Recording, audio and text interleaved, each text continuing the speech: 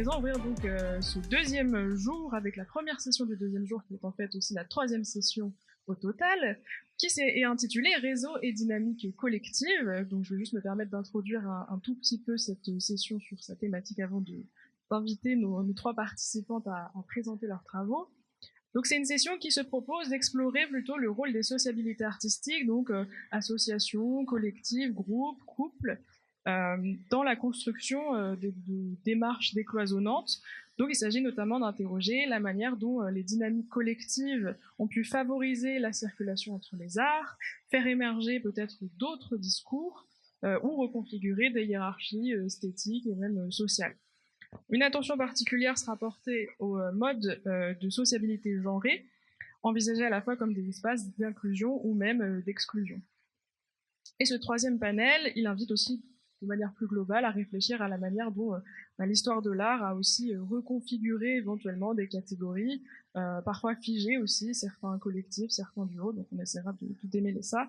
Et qui plus est, nous avons la chance de quitter le cadre strictement français, et ça c'est tout de même chouette, pour adopter une perspective transnationale avec 3 interventions, donc sur des études de cas sur la Suède, en Écosse et en Roumanie. Donc on va un peu voyager ce matin. Il s'agira de voir comment donc des artistes femmes s'inscrivent dans des réseaux informels européens, investissent des modes de création variés, donc art du textile, art du feu, art du vêtement, art du livre, voilà, on va dérouler un peu tout ça. Donc autant de pratiques qui mettent en exergue des questions ou des notions centrales, la légitimation, la transmission, l'émancipation. Sans plus attendre, donc je lance ces 3 interventions de 20 minutes chacune, suivies du temps d'échange avec la salle. Notre première intervenante est Emmanuelle Grasset, qui est normalienne, doctorante contractuelle à l'Université de Tours et membre du Centre Tourangeau d'Histoire et d'études des sources depuis 2023. Sa thèse est menée sous la direction de Julie Verlaine et intitulée « Des oubliés du récit moderniste, parcours, œuvres et réseau des artistes suédoises de la génération de 1880 » et mêle donc l'histoire transnationale, l'histoire du genre, pour participer au renouvellement de l'historiographie de l'art scandinave. Aujourd'hui, elle nous réserve donc sa communication sur le sujet de l'intermédialité et de l'hybridation des pratiques chez les artistes de son corpus. Et je lui laisse la parole pendant que je mets le diapo. Merci Oriane pour cette présentation. Et j'en profite pendant que tu l'installes pour remercier, est-ce qu'on m'entend bien ? Oui. Le comité scientifique d'avoir accepté ma communication et aussi le comité d'organisation pour ces journées passionnantes. Donc, comme tu le disais, je commencerai aujourd'hui, je présenterai donc le cas des artistes suédoises de la génération de 1880. Comme nombre de leurs consoeurs étrangères, les artistes suédoises explorent une pluralité de médiums en revendiquant pour certaines l'effacement des hiérarchies, inspirées par les mouvements modernistes, mais aussi par le folklore et les cultures vernaculaires. Elles produisent des objets d'artisanat, s'intéressent aux arts textiles, à l'art du vêtement, aux arts du feu, autant qu'à la peinture et à la sculpture. Envisagées par les femmes comme une stratégie de contournement des obstacles liés au genre, ou comme une pratique artistique totale, le décloisonnement est caractéristique de l'œuvre de nombre de Suédoises du 1er XXe siècle, mais demeure encore peu étudiée à large échelle et dans une perspective prosopographique. Vous en voyez ici quelques exemples. Il n'existe pas aujourd'hui d'études approfondies sur l'hybridation des pratiques des artistes suédoises. Si les pratiques minorées, dites minorées, commencent à voir le jour dans les recherches récentes sur la période, sous l'impulsion des études de genre, la peinture et la sculpture demeurent toujours les médiums privilégiés par l'historiographie. Par ailleurs, la mise en lumière systématique des peintres modernistes et de l'influence de Matisse sur l'art suédois, au détriment des autres mouvements, notamment des arts textiles, décoratifs et industriels, a pendant longtemps donné l'impression d'une homogénéité des pratiques artistiques sur la période, au début du XXe siècle. Mais lorsqu'on se penche sur les trajectoires individuelles de ces artistes, on est rapidement frappé par la diversité des médiums approchés et paradoxalement par le manque de travaux consacrés à cette pluridisciplinarité. S'il est difficile de donner une quantification exacte, en raison du manque de sources dans certains cas ou de l'effacement du nom par l'historiographie dans d'autres, les dictionnaires d'artistes permettent d'établir un chiffre de 65 Suédoises nées dans les années 80-90, actives dans le 1er XXe siècle, La génération de 1880 est celle à laquelle on attribue en général la percée moderniste en Suède et aussi le renouveau des circulations transnationales. Aucune de ces artistes qui font partie de mon corpus et qui le constituent aucune ne s'est tenue à une seule discipline, une pratique spécifique. Au contraire, elles explorent toutes une pluralité de médiums et celles qui restent dans leur discipline explorent toutes les potentialités de leur discipline. Donc on voit qu'il y a, si cloisonnement il y a, puisque le décloisonnement n'est pas caractéristique de toutes les artistes, mais en tout cas il y a la volonté, manifeste ou pas, mais d'explorer une pluralité de pratiques. Si l'on tente de dresser une typologie des raisons à cette pluridisciplinarité, avec toutes les limites que cela implique, on en retiendra 4, les raisons circonstancielles, les opportunités professionnelles, les opportunités liées à la parentèle qui sont importantes, et le projet de faire une œuvre d'art totale, conscient ou non et revendiqué ou pas. Puisqu'il m'est impossible de parler de tout, je voudrais aujourd'hui vous parler de ce dernier aspect, celui de faire une œuvre d'art totale, de pour certaines faire de sa vie son œuvre et de son œuvre sa vie. C'est une dernière catégorie intéressante, il me semble, parce qu'elle est la seule qui soit portée par une force endogène et parce qu'elle répond à une véritable stratégie de valorisation et de mise en lumière de son travail artistique. Par ailleurs, le collectif, la collaboration et la coopération sont partie prenante dans cette perspective de l'œuvre d'art totale et participent aussi d'une dynamique plus générale d'entraide mise en place par les artistes femmes pour assurer leur survie économique, s'insérer dans le système marchand et s'assurer une visibilité. Ces relations s'inscrivent en général dans une temporalité plus longue.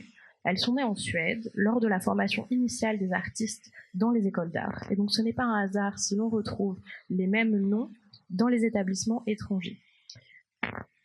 Pour ce faire, je voudrais aujourd'hui vous prendre l'exemple d'Anna Petrus, représentative des trajectoires des artistes de sa génération, et notamment à travers son amitié avec Siri Derkert, que vous voyez ici. Elle se rencontre à Stockholm, à l'école de peinture de Caleb Holding, où Derkert étudie entre 1904 et 1910, et Petrus à partir de 1909. Elles se retrouvent ensuite à l'Académie des Beaux-Arts, où elles étudient entre 1911 et 1913, Derkert en peinture et Petrus au département de sculpture. À la même époque, elles emménagent dans un appartement-atelier de ce qu'on appellera le pavillon de tennis, au terrain de sport d'Osterman dans le centre de Stockholm, avec un groupe de jeunes femmes artistes. D'après la description de Derkert, le pavillon de tennis était long de plusieurs kilomètres, avec un balcon aussi long, absolument serein. Un article du Dagens Nyheter du 11 février 1917 rapportera une visite faite aux jeunes artistes. Il est illustré d'une photographie de Petrus dans son atelier, et c'est d'ailleurs la seule photographie connue que l'on en ait. À la fois atelier et lieu d'habitation, le pavillon de tennis est un lieu hybride, d'abord fréquenté par 9 artistes, dont Petrus et Derkert, mais aussi Greta Ruth, qui fait partie des mêmes cercles. Elle a étudié à l'école de peinture d'Holding en 1908, puis à l'Académie des Beaux-Arts entre 1909 et 1913, en même temps que Petrus et Derkert. Elle y est la première étudiante à intégrer le département des arts décoratifs, où elle aura l'opportunité de travailler sur des grands croquis en carton destinés à la décoration murale, avec le peintre et illustrateur Ole Ljungberg. À l'époque, s'affirmer comme un groupe de jeunes femmes artistes est une position radicale qui s'oppose aux principes des professeurs de l'Académie. Lors de sa scolarité à l'Académie, Derkert s'est d'ailleurs indigné que les étudiantes n'aient pas accès aux cours de nu avec les modèles masculins et organisa donc une manifestation pour protester contre les principes conservateurs de l'institution. Par ailleurs, vivre et travailler au même endroit permet aussi aux artistes de former un réseau de valeurs pour l'avenir de leur carrière et se soutenir dans leur mobilité. À propos des mobilités, c'est à Paris que Petrus et Derkert choisiront de partir, que vous voyez ici sur les toits de l'Académie. Elles décident de louer un grand atelier ensemble. Petrus a grandi avec une gouvernante française, elle maîtrise donc le français, et un jour de l'automne 1913, elles se promènent toutes les deux en ville. Elle se tourne vers Derkert et lui demande si elle a besoin d'argent pour se rendre à Paris. Immédiatement, elle entre dans une banque et en ressort avec un chèque de 4000 couronnes qu'elle lui tend instantanément. Ce geste, que Derkert n'oubliera pas et dont elle parlera elle-même plusieurs fois, est symptomatique de l'entraide qui existe entre les femmes, et en particulier de l'entraide financière qui permet les mobilités pour les artistes qui n'ont pas de bourse donnée par l'Académie. En 1913, Derkert s'installe donc à Paris. Elle loue un atelier à Montparnasse, vous voyez ici, au 48 rue Vavin. L'emplacement n'est pas anodin pour deux raisons. D'abord parce qu'il s'inscrit dans une géographie déjà bien connue et établie de la diaspora suédoise à Montparnasse. Donc vous voyez ici une carte réalisée un peu plus tôt par Anna Dirix, qui est représentative plus généralement des lieux fréquentés par la diaspora nordique à Paris, avec des petits cœurs qui marquent les lieux où les Dirix ont pu habiter. Et d'un point de vue personnel, Derkert choisit un établissement à proximité de ses amis, Milan Santesson et Elisabeth Bergen-Poulsen, qui ont nourri son intérêt pour la capitale en l'incitant dans leurs lettres à intégrer les cercles parisiens. Leur amitié remonte elle aussi aux années à l'Académie des Beaux-Arts de Stockholm, où elles ont étudié entre 1911 dans la section sculpture et pour Poulsen entre 1909 et 1913. Et à Paris, Derkert étudie à l'Académie russe et à l'Académie de la Grande Chaumière, qui sont à l'époque, avec l'Académie Lotz un peu plus tard, les académies les plus fréquentées par les Scandinaves à Paris. En 1914, elles se rendent toutes les trois en Algérie, où Derkert réalise nombre d'aquarelles représentant les populations locales et en particulier les femmes. Elle s'intéressera beaucoup à leurs vêtements, aux matières et aux coupes qui préfigurent les collaborations qu'elle fera ensuite pour la création de vêtements. De son côté, Petrus est demeurée en Suède. En 1916, elle donne sa première exposition à la Société des Beaux-Arts de Stockholm, en collaboration avec son amie et colocataire Greta Ruth, annoncée dans le Dagens Nyheter en mars 1916. C'est important de noter que ce sont des journaux, à chaque fois, qui ne sont pas des journaux spécialisés, mais des journaux de grand public. Elles exposent des gravures, des estampes, des sculptures, souvent figuratives, qui sont remarquées par la critique et aussi par les historiens de l'art, notamment Gregor Poulsen, alors conservateur au Musée national, et Johnny Roosevelt, qui acquiert la sculpture Langton pour sa villa Muramaris sur l'île de Gotland, que vous voyez ici à gauche. À la même époque, Petrus nourrit un goût grandissant pour la danse. Comme les artistes de sa génération, le collectif du pavillon de tennis s'y intéresse particulièrement, notamment parce qu'elle participe de l'idéal moderne de l'œuvre d'art totale et du Gesamtkunstwerk, l'exploration de plusieurs pratiques et médiums et la porosité entre la vie personnelle et la production artistique s'inscrivent parfaitement dans cette quête. La danse connaît un vif succès auprès du public suédois depuis déjà quelques années. Isadora Duncan a performé à l'Opéra dramatique de Stockholm le 1er mai 1906. Elle a organisé une tournée passant par la Suède en 1907. L'année suivante, Anna Pavlova sillonnait l'Europe du Nord en passant par Riga, Helsingfors, Stockholm et Copenhague. À l'automne 1907, les danseuses Anna Bielle et Louise Wikström ouvrent un institut de danse libre et gymnastique rythmique inspiré de la méthode de Duncan à Stockholm, qui connaît un franc succès auprès des jeunes artistes. Petrus et Derkert y dansent. Petrus assiste aussi au spectacle donné par les élèves de Bielle à l'exposition de la Baltique de Malmö en 1914. Donc vous voyez ici une performance réalisée à la résidence d'amis de la famille de Petrus, mais qui ressemble beaucoup à celle donnée à l'exposition de la Baltique pour laquelle nous n'avons pas d'image, ou peu.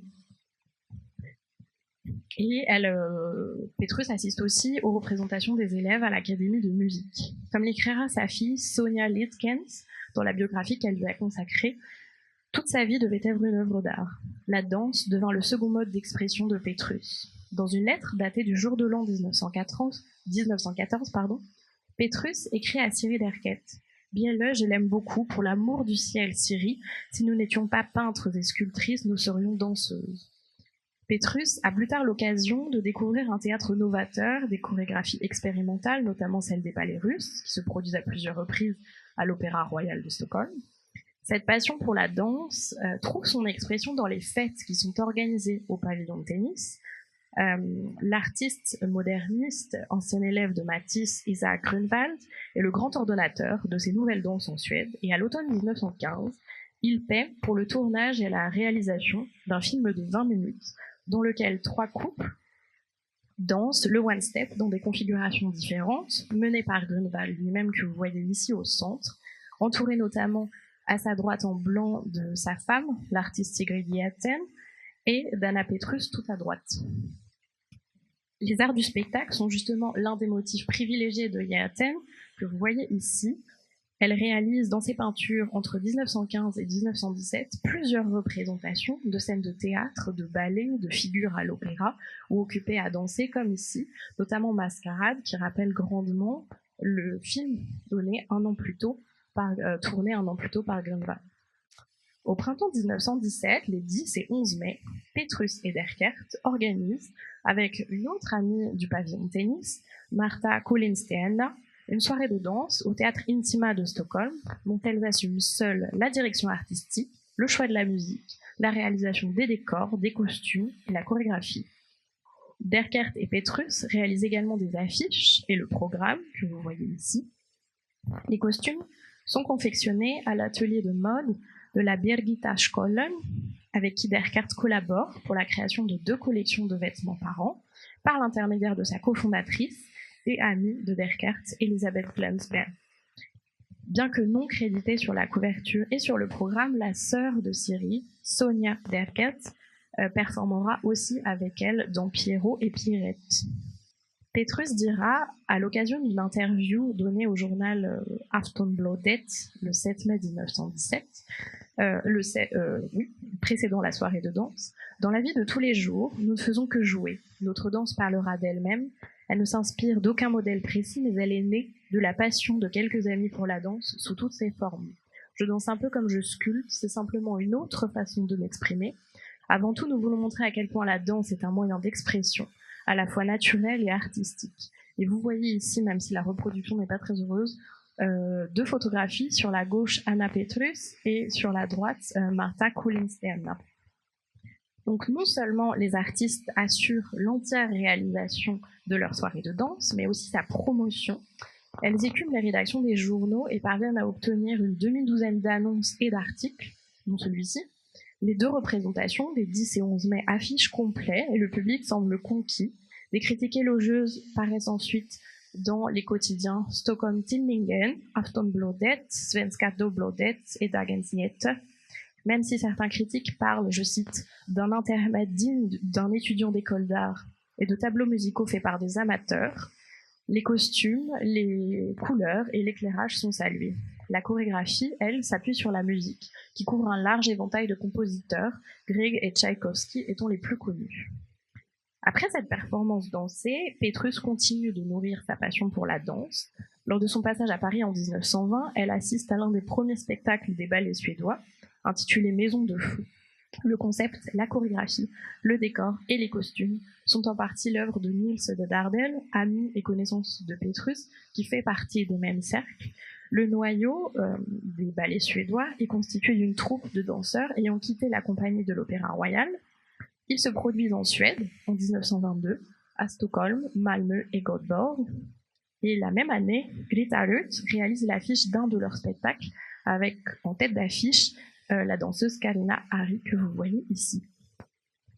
Mais comme Petrus le rappelle elle-même dans la lettre qu'elle adresse à Derkert en 1914, elle est aussi sculptrice et c'est intéressant de voir qu'elle le dit si nous n'étions pas peintres et sculptrices, comme si elle était avant tout sculptrice. En 1919, elle expose donc avec Derkert et Honorine Bersten à la Galerie Den Fred de Copenhague et au Musée d'art de l'Université de Lund en Suède. L'année suivante, une grande exposition est organisée à la galerie franco-suédoise de Gösta Olsen à Stockholm, mais un incendie se déclare quelques jours plus tôt dans son atelier, détruisant plus d'une centaine de ses œuvres. Pour s'en remettre, et pour combler son désir de voyage alors inassouvi, elle se rend en Italie, en Afrique du Nord et à Paris. Ces séjours lui insufflent une force nouvelle pour se consacrer à une autre activité, l'artisanat. Dans son propre atelier ou à la fonderie d'Hermann Beermann, fondée en 1909, est déjà l'une des plus importantes fonderies d'art en Scandinavie. Elle crée des objets, des chandeliers, des encriers, des guéridons. Certains guéridons sont conçus en collaboration avec d'autres artistes, et notamment des artistes masculins. Le célèbre architecte Uno Oren et d'autres pièces avec l'orfèvre Carl Jokstedt, représentante du mouvement Swedish Grace. Petrus présente ces différentes tables à plateau lors de plusieurs expositions d'art décoratif au début des années 20. Ce guéridon à plateau avec pied en forme de lion est exposé à l'exposition du jubilé de 1923 à Göteborg et à l'exposition universelle de Paris en 1925 dans la Galerie des Invalides. À cette époque, Petrus développe de nouvelles compétences techniques en travaillant aussi d'autres métaux, le cuivre, le laiton, l'étain. Au milieu des années 20, elle entre en contact avec Svante Eriksson, la designer suédoise et fondatrice de Svensten, la nouvelle société de design, et de cette collaboration naissent des objets encore produits aujourd'hui, que vous voyez par exemple ici, le chandelier en forme de tête de femme, mais également le vase profil que je ne vous ai pas mis, et le lion. Le lion, déjà présent dans l'univers de Petrus, est décliné dans de nombreuses versions et deviendra rapidement sa signature. Et les critiques d'ailleurs lui parleront de cet objet éminemment masculin. Et j'aimerais ici vous citer une citation qu'elle dit, tirée de l'article de 1917 dans lequel elle dit « C'est amusant que si les gens trouvent quelque chose de beau et de puissant dans votre art, ils disent immédiatement qu'il a une qualité masculine. Si en revanche c'est quelque chose de fou, ils disent naturellement que le féminin a pris le dessus. C'est terriblement agaçant à entendre et un point de départ complètement erroné par ailleurs.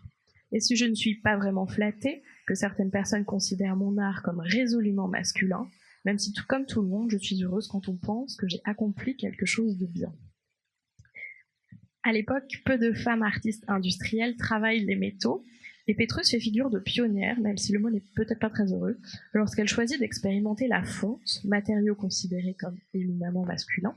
Pour ce faire, elle se tourne vers la fonderie historique de Nefkevorm, spécialiste dans les pièces de fonderie artistique qui attirent de nombreux artistes, mais à l'exception de Petrus, sont tous des hommes.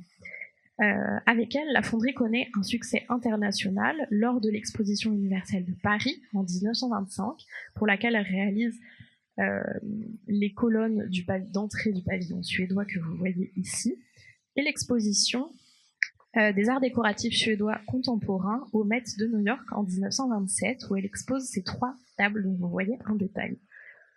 Lors de l'exposition de Paris de 1925, Carl Bergsten est l'architecte principal du pavillon suédois. Il fait appel à Petrus pour réaliser les colonnes et les linteaux des portes du hall d'entrée. La collaboration avec Bergsten et Nefkevorm se poursuit avec des projets d'envergure. En 1928-26, la villa Herta de Kalmar, sur la côte est de la Suède, et 2 ans plus tard, le paquebot Kungsholm, pour lequel elle réalise notamment des œuvres pour le fumoir, dont vous voyez ici un détail, et là le poêle en fonte que vous voyez aussi. Sachant que le paquebot a été réquisitionné par les Américains pendant la Seconde Guerre mondiale, qui ont détruit l'ensemble des œuvres, donc nous n'en avons que des photographies aujourd'hui. Petrus s'affirme progressivement, grâce à ses collaborations, comme une figure importante de la scène artistique suédoise et ose entreprendre d'autres grands projets. En 1928, elle présente aussi un projet avec Uno Oren de réaménagement d'un parc à Karlskrona sur la côte est, dans le sud de la Suède. Malgré tous leurs efforts, le projet ne verra jamais le jour et ce fut le dernier projet d'Anna Petrus, qui se retire du monde artistique au début des années 30. Elle participe à la grande exposition de Stockholm de 1930, l'exposition anniversaire de Karlskrona la même année, et celle de Malmö en 1932. Tout au long de sa carrière, représentative dans une certaine mesure de celle de ses homologues, Anna Petrus s'est affirmée comme une artiste pluridisciplinaire, à explorer une multiplicité de médiums et de matériaux. Dans la biographie qu'elle lui consacre, sa fille insistera sur sa curiosité et la porosité entre les disciplines. Elle dira, chez elle, outre Form et Konstrevi, elle lisait aussi la revue fonctionnaliste Accepta. Petrus lisait beaucoup, était ouverte à toutes les nouveautés, À l'occasion de l'exposition universelle de Stockholm en 1930, elle créa une paire de miroirs fonctionnalistes en tôle.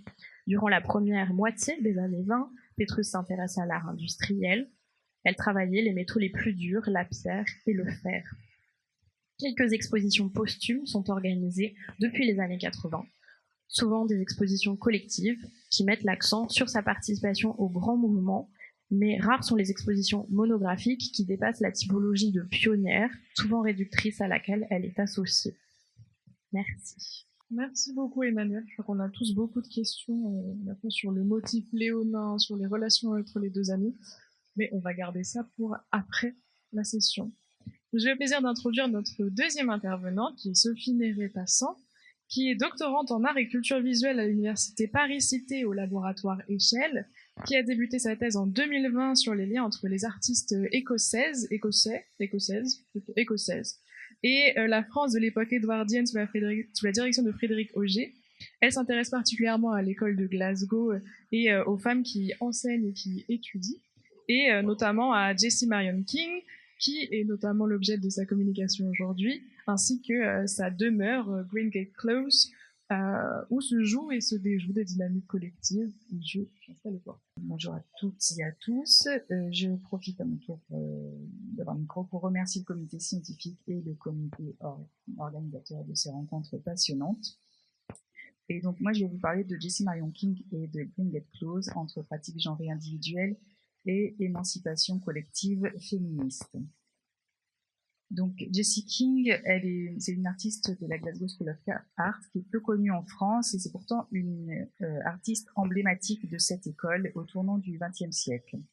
C'est une illustratrice de renom qui poursuit une carrière des deux côtés de la Manche, dans les arts du livre, mais pas uniquement. Elle exerce également dans les domaines de la céramique, de la création de bijoux, dans le textile ou encore dans l'enseignement. Elle est reconnue que ça soit en Écosse ou dans le reste, sur le continent, et notamment c'est la première femme qui obtient une médaille d'or pour la reliure de l'Évangile à l'enfant, un ouvrage qu'elle présente à la première exposition des arts décoratifs modernes de Turin en 1902. Donc si King est une artiste reconnue dans le domaine des arts décoratifs, il n'en reste pas moins que son succès relève d'une pratique genrée, puisque les domaines dans lesquels elle exerce sont massivement investis par les femmes, que ce soit l'illustration, la broderie, la poterie, la décoration de poterie. Cela soulève donc la question de l'articulation entre ces pratiques féminines et la notion d'émancipation et de revendication féministe qui sont rattachées à Green Gate Close, la propriété qui est un ensemble de cottages qu'elle achète en 1907, une année avant son mariage, dans la petite localité côtière de Kirkcudbright, en Écosse, sur la côte ouest de l'Écosse. Le réseau artistique qui se crée autour d'elle en Écosse trouve ses prémices à Paris. King suit son mari, qui est aussi artiste et designer, donc c'est Ernest Archibald Taylor. Elle le suit à Paris pour des raisons professionnelles, et le couple s'installe entre 1910 et 1914 dans la capitale française.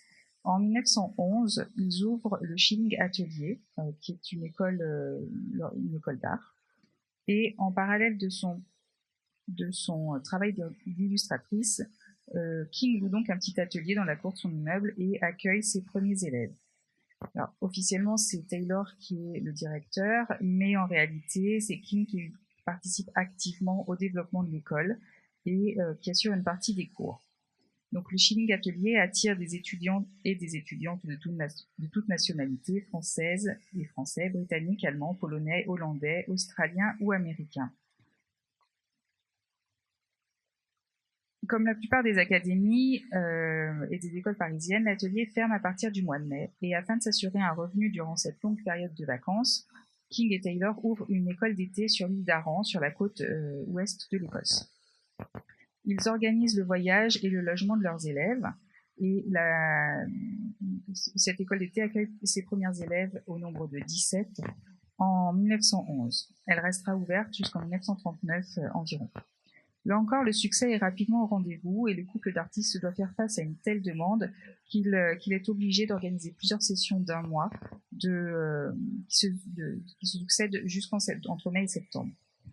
Les hébergements loués pour l'occasion sur Aran s'avèrent rapidement insuffisants et c'est à partir de ce moment-là que King met à disposition les cottages de sa propriété de Gringotts Close à Kirkcudbright. Elle poursuit en parallèle son activité d'illustratrice. Donc, à Paris, l'ouverture de leur école privée permet à King de rencontrer les artistes les plus en vue du moment, que ce soit Utrillo, Matisse, Marie Laurencin ou Bernard Boutet de Monvel, qui est illustrateur dont on a entendu parler hier, mais aussi les coloristes écossais Ferguson ou Piplo qu'elle fréquente déjà en Écosse.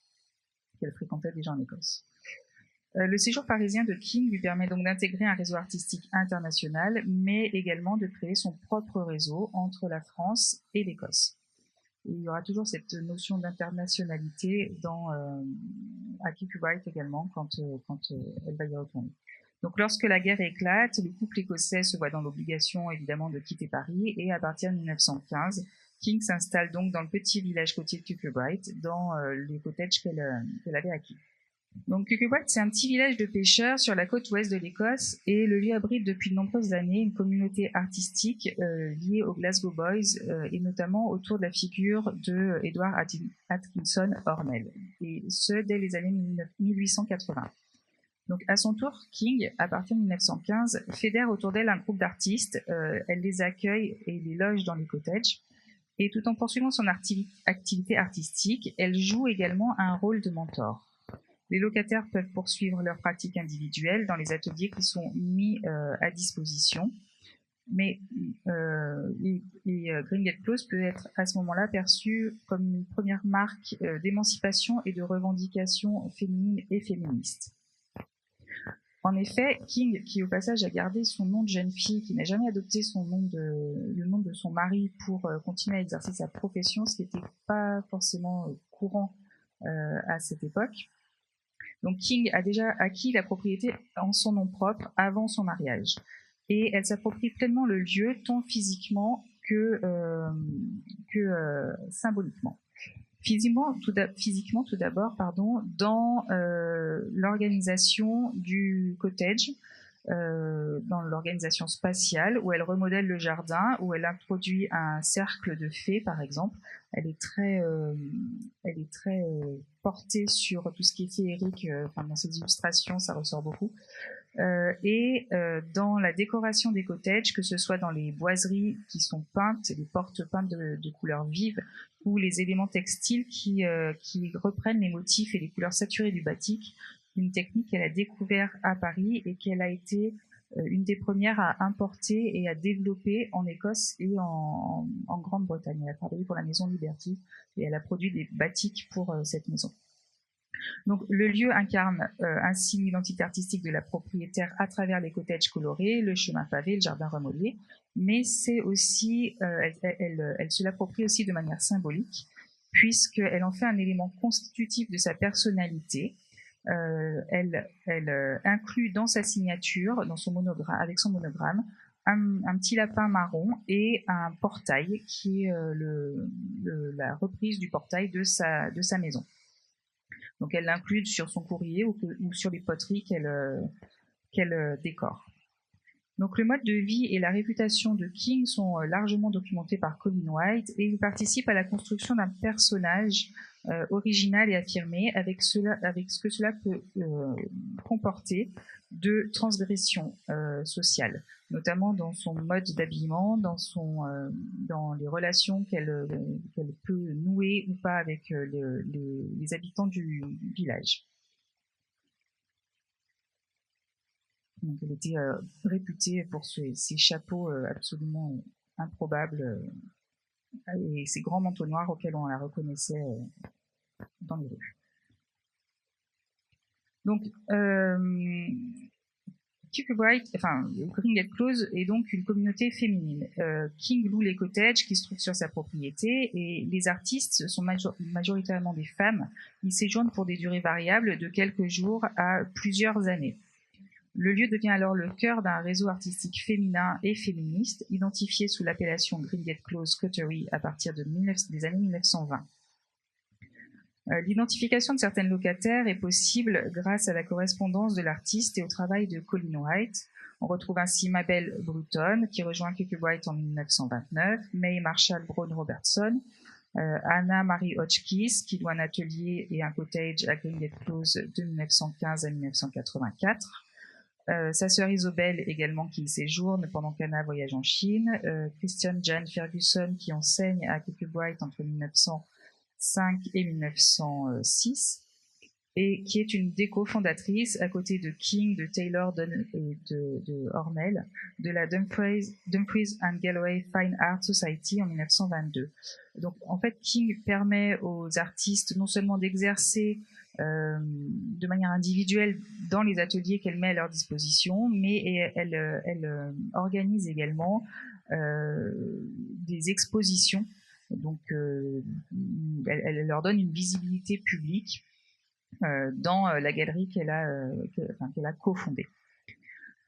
Parmi les autres artistes, on retrouve également la peintre animalière Marion Harvey et sa cousine Agnès Harvey et Dorothy Johnson ou encore Cecil Walton qui rejoignent la coterie au fil des années. Donc là, on a certaines artistes sur une photo assez connue, en tout cas pour les étudiants en Écosse.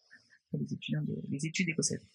Donc, Gringotts Close peut alors être défini comme un espace communautaire, essentiellement féminin, au sein duquel les artistes trouvent une émulation collective, des espaces de travail mutualisés, des repas ou des événements sociaux comme des fêtes costumées que King organise et pour lesquelles elle dessine les costumes, elle décrit, elle met en scène et elle dessine les costumes. Et elle organise les représentations. Donc la propriété de King est aussi un lieu de transmission, d'échange et de soutien. Gringotts incarne alors un microcosme féminin et féministe où les contingences pécuniaires n'entrent pas en compte. En effet, les loyers relativement bas de Gringotts Close permettent aux artistes d'y résider sans que cela ne nécessite de revenus conséquents. Donc en quoi cet espace est un espace d'émancipation artistique et sociale ? La communauté de femmes artistes propose une alternative à la scène artistique encore largement dominée par les hommes, notamment grâce à la Dumfries and Galloway Art Galleries qui permet d'exposer dans un lieu public, ce qui n'est pas forcément évident puisqu'il y a aussi un système de jury qui empêche certaines femmes d'exposer. Au sein de cet espace de Gringotts Close, les femmes peuvent créer de manière individuelle, comme en témoignent certaines œuvres de Anna Hotchkiss ou Dorothy Johnson, par exemple, qui a longtemps représenté le village. Mais Gringotts Close est également un espace de création collectif. La chercheuse Kiva Macmillan, qui a étudié la communauté artistique de Gringotts Close sous l'angle queer, montre qu'il s'y développe un mode de vie s'y élabore et qui remet en cause les normes sociales et genrées qui dominent à ce moment-là en Grande-Bretagne. Plusieurs témoignages suggèrent que des relations affectives homosexuelles se tissent entre certaines femmes qui fréquentent la colonie. Macmillan définit le lieu comme une place où les femmes peuvent travailler, vivre et créer ensemble. Il y a vraiment cette dimension communautaire et collective, un développement la notion de sororité qui se développe. Dans ce contexte, la maison atelier de King et les cottages que le couple loue aux artistes apparaissent non seulement comme un foyer de production artistique, mais aussi comme un espace de protection et de légitimation tacite des choix de vie qui dévient des normes artistiques ou sociales de l'époque. En fait, c'est vraiment un microcosme abrité des regards extérieurs. C'est un lieu privé, donc avec plus de liberté. Macmillan montre par exemple que la question des relations homosexuelles entre certaines artistes de Gringotts Close est au cœur de la nouvelle écrite par Dorothy Sayers, Five Red Earrings. L'intrigue se déroule précisément à Gringotts Close, met en scène un couple de femmes artistes qui vit dans 2 des cottages de Gringotts, et pour Macmillan, ces 2 personnages seraient Anna Hotchkiss et Jessie King, bien que dans mes recherches, je n'ai pas trouvé de mention de relation autre qu'amicale entre les 2 femmes. La chercheuse, donc Macmillan, mentionne également la présence de l'actrice militante et suffragiste Vera Holm à Greengate dans les années 1818-1819. Donc il y a une dimension également politique qui se développe dans la coterie. Vera Holmes, elle, entretient une liaison avec l'artiste Dorothy Johnson. Donc là, c'est quelque chose qui a été documenté et avéré. Par ailleurs, Dorothy Johnson et Cecil Walton, une autre artiste, rejoignent un cercle intime qui inclut les artistes Anne Finlay et Agnès Holm. Et ensemble, elles entreprennent un projet collectif singulier à 4 mains, ou en fait à 5 mains. Un récit... Non, 5 mains, ça marche pas, 6 mains plutôt. Enfin, elles sont plusieurs, elles sont 5 à participer à ce projet. Un récit illustré et intitulé The Story of a Fairy Family en 1918. Donc c'est un manuscrit d'une trentaine de pages qui est calligraphié à l'encre rouge et noire. À ma connaissance, il n'a pas été édité. Il comporte 2 illustrations qui représentent l'une Cecil Walton et l'autre c'est une couverture réalisée par Jessie King pour la page de garde et qui représente Vera Holm. Donc, comme le montre Kiva Macmillan, ce récit doit être lu comme une mise en fiction de la vie quotidienne et des relations affectives du groupe. Les protagonistes, en effet, empruntent les surnoms et certains traits personnels des artistes, qui sont alors transposés dans un univers merveilleux de forêts, de clairières, de cabanes rustiques, etc. Et ce récit fictif se fait l'écho des détails de la vie communautaire de Kirkcudbright, évoqués dans les journaux intimes de Holm, et met en lumière la dimension de créativité collaborative dans la coterie et les relations entre les femmes qui composent cette communauté. Une exposition leur a d'ailleurs été consacrée en 2025 à Kirkcudbright au Mitchell Galleries, donc quelques photos qui sont extraites de cette exposition. Greengate Close permet ainsi de mettre en relief la manière dont un lieu géographiquement éloigné des grands centres artistiques tels que Glasgow et Édimbourg peut devenir un espace d'expérimentation non seulement esthétique mais également sociale et aussi une source d'inspiration artistique puisque certaines artistes telles que Dorothy Johnson continuent à peindre les lieux pendant de nombreuses années et que les cottages sont loués encore à des artistes. Pour conclure, autour de la figure emblématique de King émerge donc un réseau artistique féminin durable. L'exemple de Greengate Close montre comment les artistes femmes ont su créer et préserver un lieu à la fois de transmission et de reconnaissance mutuelle, tout en s'insérant dans le tissu social et culturel du lieu. King organisait de nombreuses manifestations dans le village. Et la personnalité excentrique de King participe à l'élaboration d'une image un peu mythique de ce lieu communautaire. Et tout cela concourt au fait que Greengate peut être perçu à la fois comme un lieu de résistance genrée, c'est-à-dire féministe, une réappropriation féminine de l'espace, tant physiquement que symboliquement, et le passage d'un espace domestique, donc féminin, plutôt identifié comme féminin, à un lieu de production artistique, politique et sociale, collectif, avec une visibilité plutôt, avec une dimension plutôt publique. Donc, le Greengate Close, rend poreuses les frontières entre les espaces intimes, domestiques et l'espace public. Je vous remercie.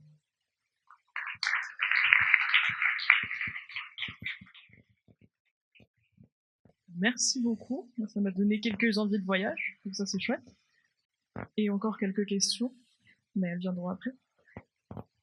Notre dernière intervenante de ce premier panel est Cora Hopkins, qui est formée à Sciences Po et à l'université Bordeaux-Montaigne, qui mène depuis 2025 une thèse de doctorat intitulée Voix d'émancipation, carrière de peintre roumaine dans la première moitié du XXe siècle, sous la direction d'Hélène Trespeuch et d'Adriana Sotropin à Bordeaux-Montaigne. Cette thèse porte donc sur les trajectoires de 5 femmes peintres roumaines que je ne ferai pas l'affront de citer pour éviter d'écorcher tous les noms de famille, qui ont toutes mené des carrières prolifiques en Roumanie et à l'international au cours de l'entre-deux-guerres, et qui ont porté des engagements forts en faveur de l'inclusion des femmes artistes sur la scène artistique. Aujourd'hui, elle consacre sa présentation à la peintre roumaine Cecilia Ceausescu-Storc, j'espère avoir respecté un peu son héritage, et à son mari Frédéric Storc, ainsi qu'à leur maison atelier qui est donc le fruit de collaboration artistique du couple. Et je lui laisse la parole. Merci beaucoup pour la présentation et merci aussi au comité d'organisation et au comité scientifique pour cet événement très riche. Je suis très heureuse de pouvoir présenter une partie de ma recherche doctorale aujourd'hui. Alors, le support de ma réflexion aujourd'hui est, comme ça a été indiqué, un lieu que vous voyez ici sur les photos. C'est une maison d'artistes située au 16 rue Vassile Alexandrie, au nord du centre-ville de Bucarest, en Roumanie. Et elle fut érigée en 1912 par un couple, la peintre Cecilia Ceausescu-Storc et le sculpteur Frédéric Storc.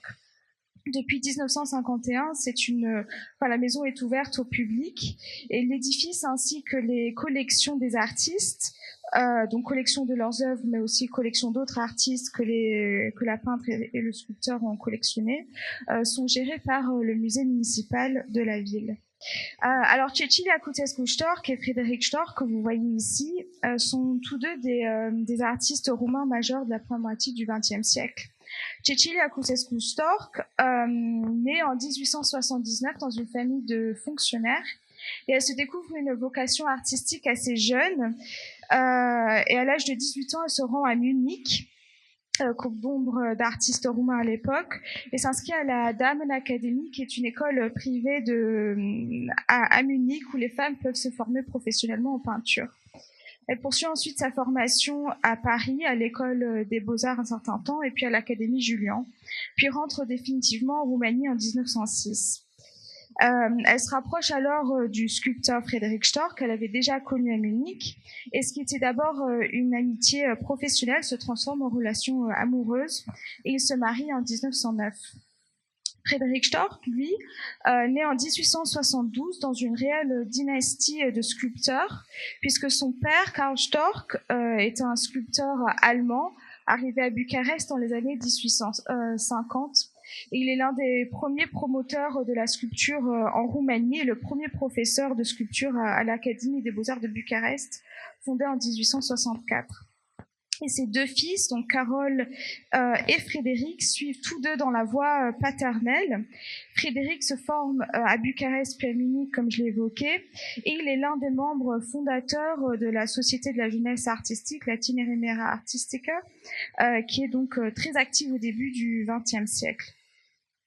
Ensemble, Cecilia et Frédéric construisent cette maison atelier qui est à la fois création commune puisque Frédéric réalise des sculptures décoratives extérieures et Cecilia décore les intérieurs comme nous verrons. C'est un lieu de vie aussi, c'est la maison familiale où elle élève leurs 3 enfants et lieu de travail, de transmission et de démonstration. Alors je vais me demander en quoi cette maison est pour Cecilia Ceausescu-Storc un espace de décloisonnement multiple où l'atelier, sanctuaire, on va dire solitaire et sacré de la création artistique, devient un espace ouvert sur le monde, accueillant collègues et élèves, intellectuels et clients potentiels. Où les murs deviennent, pour elle qui est formée à la peinture de chevalet, un nouveau support de création, vecteur de décloisonnement de sa pratique artistique, et où finalement la cloison ténue entre vie personnelle et vie professionnelle disparaît, Ceausescu-Storc assumant dans cet espace les rôles tantôt complémentaires, tantôt contradictoires, d'artistes, de femmes engagées, d'épouses et de mères.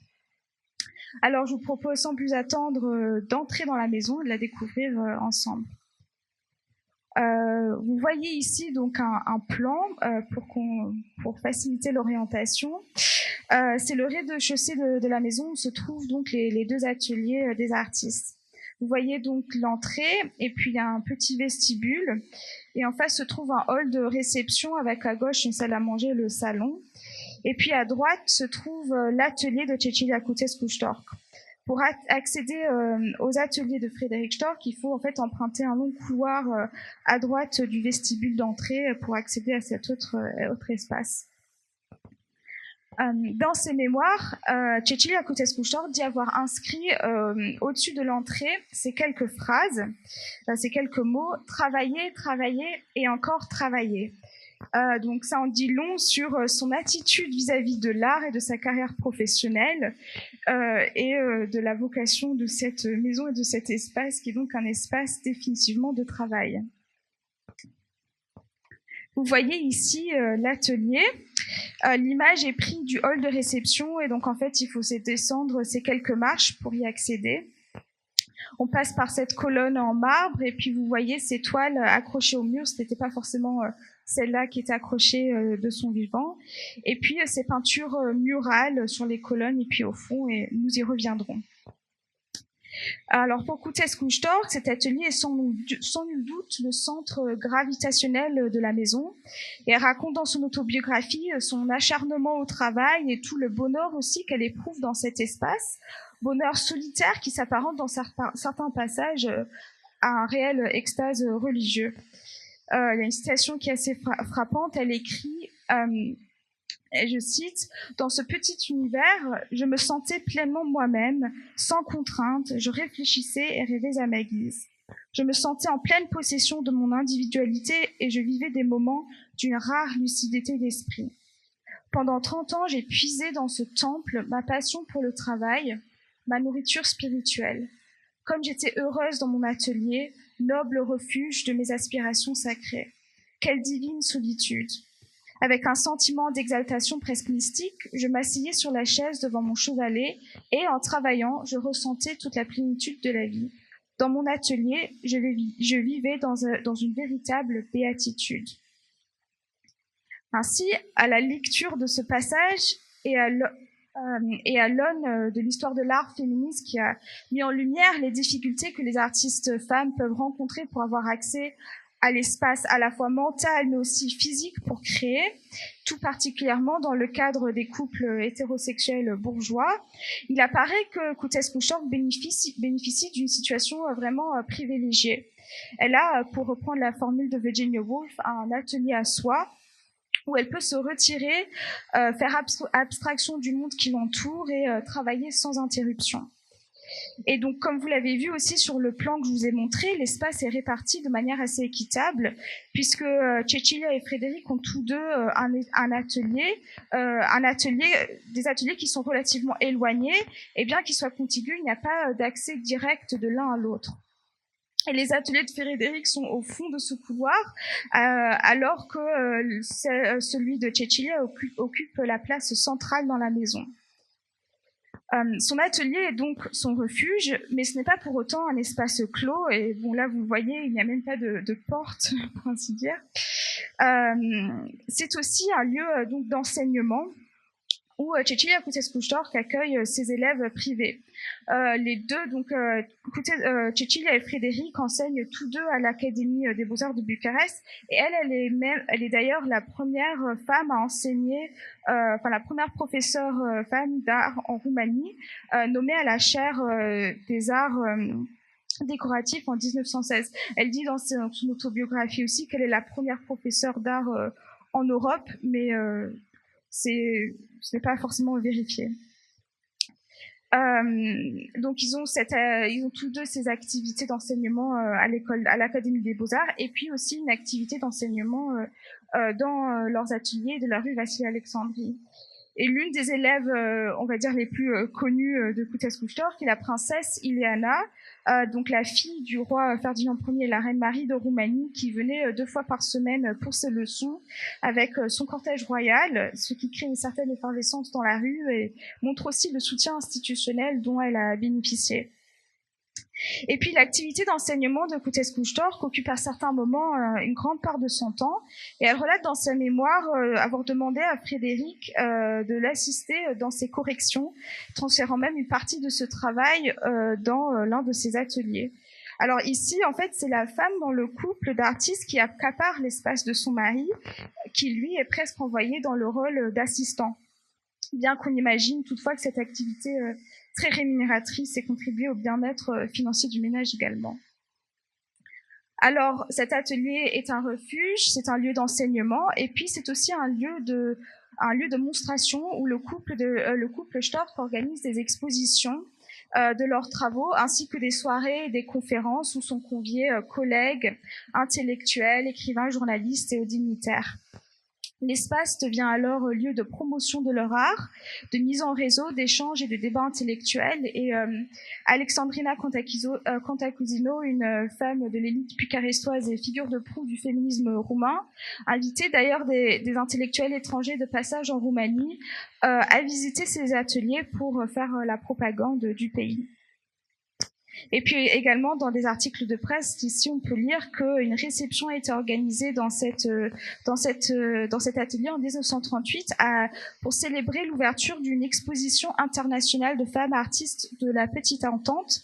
Donc la Petite Entente regroupait la Tchécoslovaquie, la Yougoslavie et la Roumanie.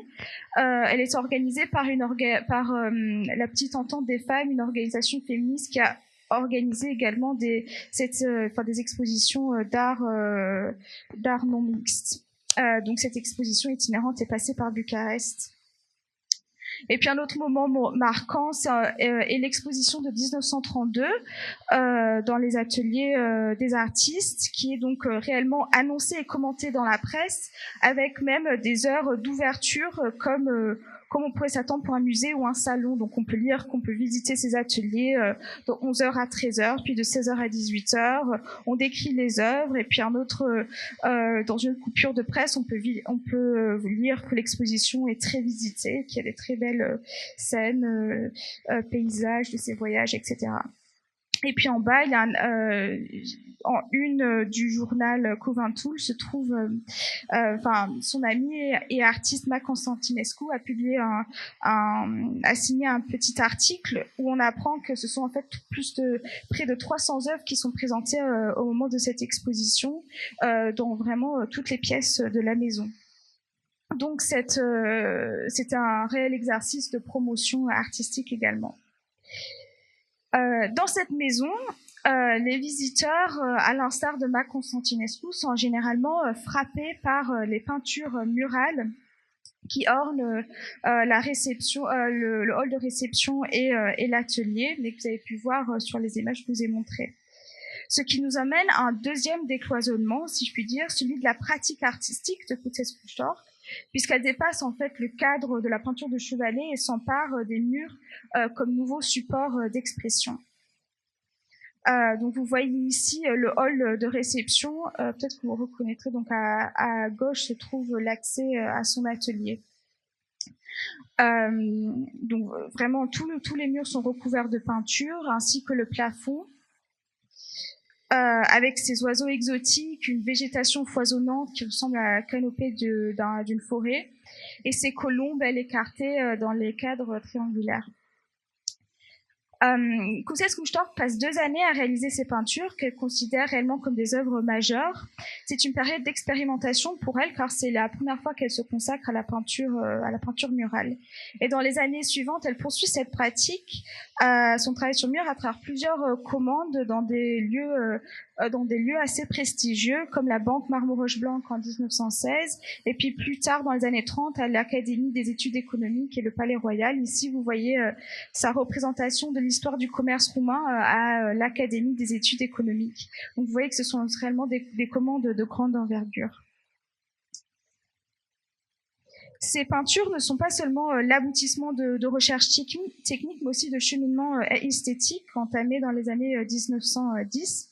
Son art tend alors vers une plus grande stylisation. Elle cherche des lignes pures, des couleurs plus douces, tout en puisant toujours son inspiration dans la nature.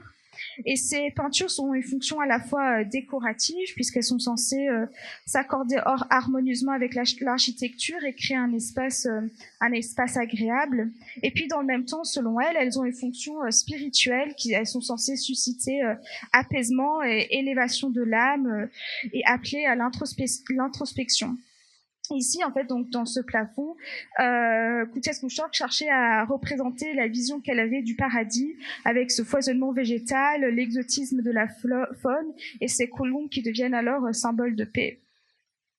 Et puis au fond de l'atelier, vous l'avez peut-être vu dans la première image, on le voit mieux ici, on voit deux panneaux décoratifs donc, qui encadrent une reproduction d'une porte d'une église à Bucarest, avec à gauche l'amour terrestre, une représentation intitulée l'amour terrestre, et puis à droite l'amour spirituel, qui remplissent à la fois donc, cette fonction décorative, symbolique et programmatique. À gauche, on voit un couple avec une jeune femme dénudée avec son amant qui est agenouillé devant elle et l'enlace à sa tête posée contre son ventre. C'est la représentation donc d'un amour terrestre avec l'homme rapproché du sol par sa posture, l'accent mis également sur le ventre renvoyant à la capacité reproductrice de cet amour. Et puis à droite, l'homme est debout face à sa compagne, une figure androgyne, cette fois de profil. Il tient sa tête, siège de son intelligence et de sa pensée. Le regard est attiré vers le haut plutôt que vers le sol, et puis on voit au balcon ces femmes qui déversent sur le couple des bouquets de fleurs. Et c'est aussi un amour qui est source de vie, puisqu'on voit au sol ces tulipes qui poussent tout autour des personnages. Et ces deux scènes, placées l'une à côté de l'autre symétriquement, peuvent être interprétées comme un manifeste pour l'équilibre que Cecilia Cutescu-Storch cherche dans son art et dans sa vie personnelle, puisque ces murs composent à la fois avec les conditions matérielles imposées par l'architecture de la pièce et le mur, et répondent à des besoins décoratifs, donc c'est un art, disons, terrestre, et puis dans le même temps, elle vise à susciter cet état contemplatif permettant ce qu'elle appelait l'élévation de l'âme, donc un art spirituel également. Et sa relation avec Frédéric, d'après ses mémoires, trouve elle aussi cet équilibre entre amour charnel et terrestre et entente intellectuelle. Ce qui nous emmène à un décloisonnement d'un troisième ordre, puisque dans cet atelier, vie professionnelle et vie personnelle sont pour Cutescu-Storch décloisonnées. Elle évolue en tant que peintre, en tant qu'enseignante, mais aussi en tant que femme engagée, mère et épouse. Alors j'avais évoqué au début de ma communication le fait qu'elle considérait cet atelier comme un refuge artistique solitaire, mais je ne vous ai pas tout dit puisqu'elle avait d'autres ambitions plus vastes, même en construisant cette maison avec son mari. Elle écrit aussi dans son journal à l'époque, je cite, « Pierre après pierre, jour après jour, nous avons bâti ensemble, à partir de nos espoirs, de nos soucis et de nos joies, le sanctuaire sacré de notre mariage. Nous y abriterons nos enfants comme dans un lit. Nous façonnerons notre vie avec des larmes de joie ou de douleur, mais en tendant toujours avec ferveur vers l'idéal commun qui nous unit. Nous avons marché, main dans la main, compagnons dans la foi de l'art, que ces aspirations ne vacillent jamais dans nos cœurs, que brille éternellement la lumière de la tendresse et de l'union de deux âmes qui veulent rester ensemble. » Ainsi, le foyer, qui est un lieu traditionnel de l'occultation des femmes et de leur travail, est pour Cutescu-Storch le lieu de son épanouissement, tant professionnel, comme nous l'avons dit, mais aussi personnel. Et pour elle, il n'y a pas de différence entre son amour pour l'art et celle pour sa famille, et la distinction entre travail productif et reproductif paraît parfois superflue. Alors, elle a notamment une vision très positive de la maternité, mais aussi elle raconte de manière très saisissante les tensions entre son identité d'artiste et son identité de mère. Elle raconte notamment une anecdote au moment de la naissance de sa fille Cecilia dans cette maison. Elle est alitée pendant un temps, et en fait elle est très frustrée parce qu'elle n'a pas pu terminer les peintures du hall avant d'être alitée. Et donc elle demande qu'on déplace le lit afin qu'elle puisse tout de même voir d'où elle est allongée, les murs du hall, et compléter les peintures et poursuivre le travail artistique dans sa tête. Vous pouvez imaginer ici là où elle aurait pu être installée. Et donc ici, ces rapports en création artistique et création de la vie sont parfaitement concomitantes. Et puis elle raconte aussi son travail artistique et les pauses qu'elle doit prendre pour son allaitement, ou alors les enfants dont elle doit s'occuper également, qui peuvent être également source de distraction. Alors bien que son activité d'artiste et son rôle de mère puissent parfois être en tension, elle considère quand même fondamentalement que son expérience de vie en tant que femme, et a fortiori dans son cas en tant que mère, nourrit et inspire son art. Elle écrit On pourrait dire, à juste titre, que la vie familiale freine celle de l'artiste qui a besoin de calme et de liberté pour créer, mais elle complète et purifie son caractère. Tant de soucis et tant de dévouement le poussent à se dépasser et à s'élever. Il acquiert une maturité forgée par le travail et la responsabilité, une attitude plus sérieuse envers la vie et, sans le vouloir, il imprègne son œuvre de plus d'âme et d'humanité. Et puis dans cette toile à droite s'exprime la force spirituelle de cette expérience de maternité, une expérience pour elle éminemment intime et personnelle. Kutesa-Mouchorg a donc une conscience très aiguë de son identité de femme et conceptualise très précisément ce que cela signifie pour elle en tant qu'artiste. Et elle est tout au long de sa vie réellement outrée par l'injustice que les femmes subissent dans la société de manière générale. Et cette conscience de sexe se traduit chez elle par un engagement féministe, puisque c'est dans cet atelier que la section bucarestoise de l'Association pour l'émancipation civile et politique des femmes roumaines est fondée en 1918. Et dans les années 1920, elle y accueille régulièrement les réunions de l'association. Vous pouvez voir ici un ensemble d'annonces des réunions dans différents journaux, faites dans différents journaux. Alors cette association est fondée en 1917 à Iași, en Moldavie roumaine, et elle œuvre pour donc le suffrage des femmes, leur insertion professionnelle, leur accès à l'éducation et de manière générale à la sensibilisation du public aux questions féministes, à travers des réunions, des conférences et du lobbying auprès des pouvoirs publics.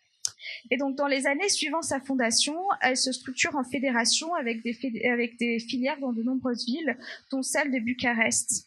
Elle est l'une de plusieurs organisations dans le paysage féministe de l'époque en Roumanie, tout de même assez importante, puisque en 1923, la filière de la section bucarestoise compte près de 600 membres, provenant principalement de l'élite sociale et intellectuelle. Et Cecilia Kutesa-Mouchorg, qui est engagée auprès de sa sœur dans cette association, je voulais le mentionner également puisque sa relation avec sa sœur est fondamentale pour elle et elle mène vraiment ce combat féministe l'une à côté de l'autre.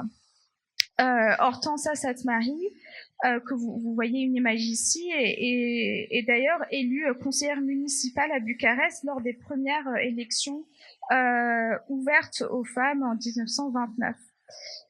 Et ici, cet article en une de Dimineață, le journal où l'association pour l'émancipation civile et politique des femmes roumaines avait une page hebdomadaire. Et ici, il s'agit d'un entretien donc de Hortensa Satmari avec Fulmen, qui est le pseudonyme de l'une des premières journalistes féminines en Roumanie. Alors, Kutesa-Mouchorg a aussi mené des actions dans le domaine des arts en faveur des femmes, notamment à travers une association de femmes peintres et sculpteurs qui a organisé une série d'expositions dans les années 20, dont je n'ai pas forcément parlé aujourd'hui parce que ça sortait un peu du cadre de cet atelier, de cette maison. Au cours de cette déambulation dans la maison-atelier du couple Stork, nous nous sommes intéressés donc aux multiples décloisonnements qui s'opèrent dans cet espace et nous avons interrogé comment Cecilia Kutesa-Mouchorg l'a investi en tant qu'artiste, en tant que femme engagée, en tant que mère. Par son action, le bâtiment au 16 rue Vassili-Alexandrie devient plus qu'une simple maison d'artistes. Elle en fait un point de rencontre des féministes roumaines. Après la disparition de Frédéric en 1942, c'est elle qui organise la transmission de ce patrimoine en transformant la maison en musée. Et consciente de sa place dans l'histoire de l'art roumain, elle publie 2 ouvrages autobiographiques qui ont contribué au fait que ne tombe pas complètement dans l'oubli. Subvertissant ainsi la dynastie artistique masculine des Stork, de nouvelles généalogies féminines et féministes dans la Roumanie de l'entre-deux-guerres restent donc à être écrites.